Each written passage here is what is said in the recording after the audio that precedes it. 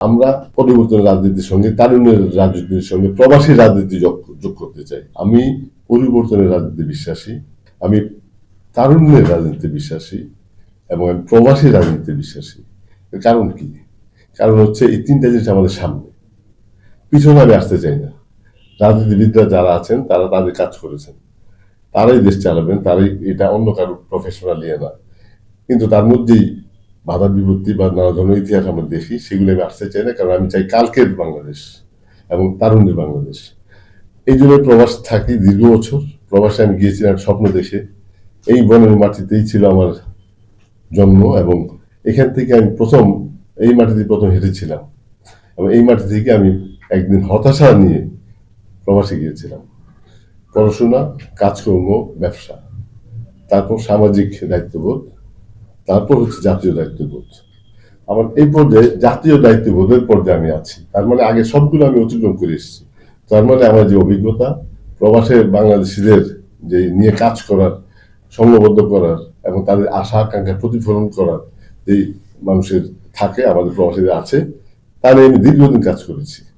আমাদের কিছু সংগঠন আছে এবং আমি একটা লিডিং সংগঠনের মহাসচিব, যেটা হচ্ছে অল ইউরোপিয়ান বাংলাদেশ অ্যাসোসিয়েশন, যেটা ইউরোপ বা বিশ্বের বিভিন্ন দেশে আমাদের কার্যকলাপ আছে, পার্টিকুলারলি ইউরোপিয়ান ইউনিয়ন। একটাই উদ্দেশ্য, বাংলাদেশের স্বার্থ। বাংলাদেশের বাইরে আমাদের কোনো রাজনীতি নেই। বাংলাদেশের বাইরে আমরা বাংলাদেশি, জাতীয় স্বার্থ, মানুষের কল্যাণে আমরা যেটুকু প্রয়োজন সেটা করতে চাই এবং করার চেষ্টা করেছি এবং করে যাব। আমাদের এই দেশে যে কোনো ডেভেলপমেন্টের জন্য, তারুণ্য ডেভেলপমেন্টের জন্য একটা বড় অর্থনৈতিক শক্তি দরকার, যেটা আমরা বিদেশিদের কাছ থেকে আশা করি। কিন্তু আসলে প্রবাসীরা কিন্তু তাদের যে ক্ষমতা আছে আপনারা ধারণা করতে পারেন না। তারা যদি সেটা বাংলাদেশে নিয়ে আসে, কোনো বিদেশি শক্তি এই পর্যন্ত এত এত মানে ইনভেস্টমেন্ট করতে পারে নাই, যদি প্রবাসীরা এটা করতে পারে। কিন্তু প্রবাসীরা কখন করবে?